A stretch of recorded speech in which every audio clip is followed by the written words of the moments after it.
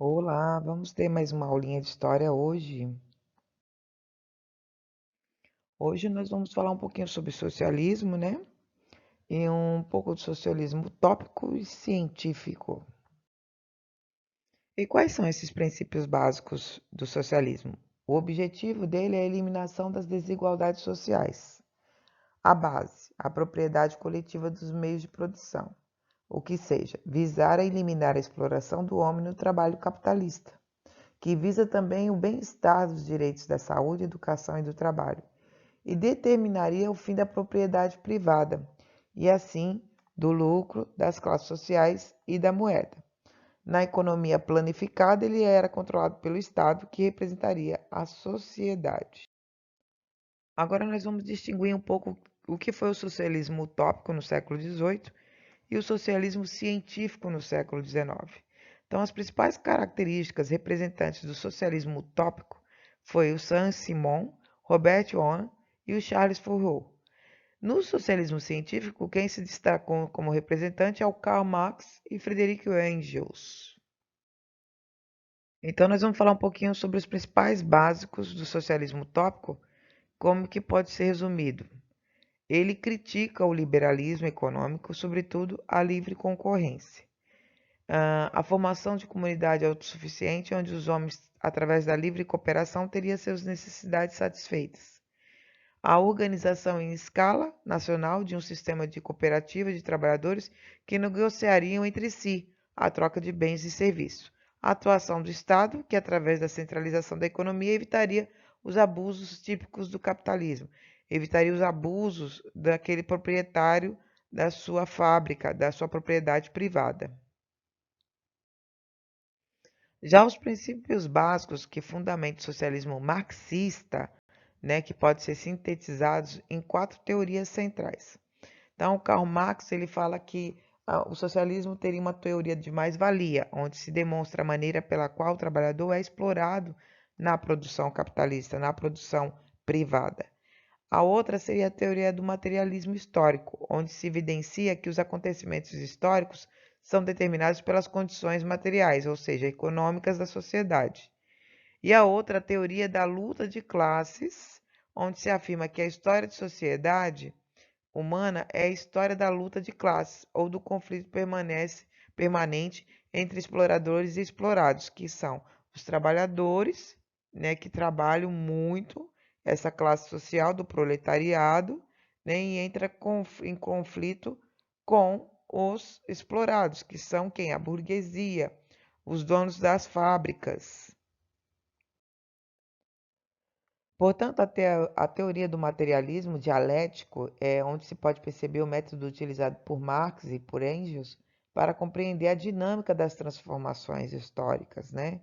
Assim como, por exemplo, a morte é a negação da vida e está contida na própria vida.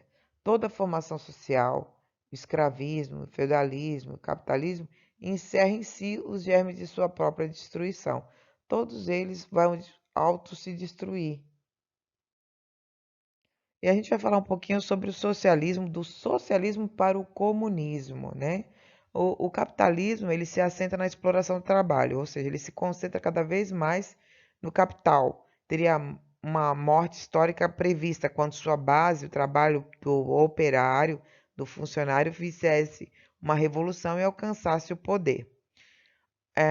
A ditadura do proletariado, que é socialização dos meios de produção, o socialismo seria uma negação do capitalismo, né? Que seria o quê? O operário, né? Se negando ao capitalismo, porque só quem tem vantagem é os donos das fábricas. Então, seria desenvolvido ao longo de um processo revolucionário comandado pelo proletariado. Esse comando, né, seria os operários tendo também uma participação dos lucros. E as transformações dos modos de produção são determinadas por leis históricas. Bom, o desenvolvimento das forças produtivas, né, o capitalismo comercial, que é a indústria, né, que gera o financeiro, a revolução socialista, o socialismo, o comunismo. Como é que desenvolveu tudo isso? Então, o comunismo seria o estágio mais avançado e equilibrado do socialismo. Ou seja, no socialismo, o Estado seria do proletariado.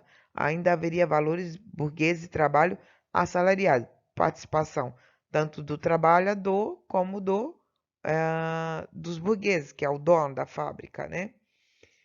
Com a intervenção do Estado. Com a evolução para o comunismo, surgiram novos valores sociais e culturais, e o trabalho seria remunerado por troca. Então, aqui, ó, a gente tem assim, socialismo de um lado, comunismo de outro. Então, o socialismo, a cada um acordo com o seu trabalho. E o comunismo, que é um avanço, é a cada um de acordo com suas necessidades. Depende de qual a necessidade que a pessoa tem. No socialismo, o planejamento econômico, né? No comunismo, há um sistema mundial, propriedade social dos meios de produção, né? Então, haveria aí meios de avançar. No socialismo, a ditadura do proletariado. O proletariado tem o seu sistema de trabalhar. Já no comunismo, existe aí uma ausência de classes. Ele não quer que exista classe rica e pobre. No socialismo, a propriedade estatal é coletiva, ou seja, tem uma propriedade estatal que pertence ao Estado e que ela vai dividir com o seu proletariado, a mão de obra proletariada. Já no comunismo, ele pede o fim do Estado, a intervenção do Estado e o fim do monetarismo. Mas é difícil de você conviver com isso, com o comunismo, né? Então, na atualidade, hoje, né, o socialismo real, ele há muitas controvérsias em como considerar os casos do socialismo de Cuba, da China, da Coreia do Norte, do Vietnã, por exemplo, esses países que adotaram o socialismo. No Brasil, o socialismo ele foi fundado um Partido Comunista Brasileiro em 1922, né? O PCB, aonde teve a sua atividade proibida, né, política partidária durante a ditadura de Getúlio Vargas, e o socialismo ele só voltou a se desenvolver em 1945, né, com o golpe militar de 1964. Todos os partidos políticos foram dissolvidos, ou seja, não tivemos mais partidos, e organizavam os socialistas puderam atuar apenas na clandestinidade. Então, a criação do bipartidarismo em 1965, com a ditadura, onde só vai ter dois partidos, mas quem somente vai comandar é um, que é o da ditadura, permitiu que os políticos de esquerda moderada se abrigassem na legenda do movimento democrático brasileiro, que é o outro partido, que ele vai ficar de lado no escanteio.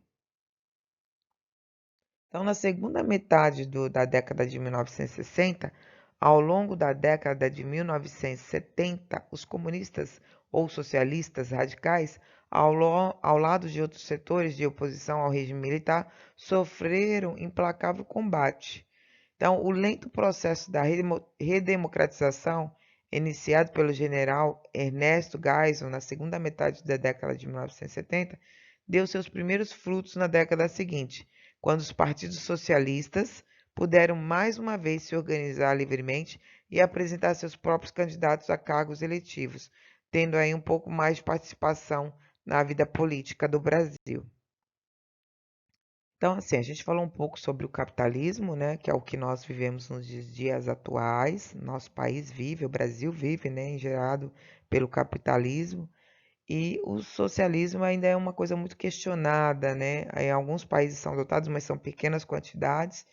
E a prática desse socialismo, que seria no fundo, que poderia ser algo que Karl Marx e Friedrich Engels ele implanta, mas na verdade, na prática, ele é outra, né? É um socialismo que apaga, né, toda a versatilidade, né, o que eles pregam, o que eles gostariam realmente que pudesse ocorrer, que seria a igualdade social, né? Mas no fundo, não é assim que ocorre.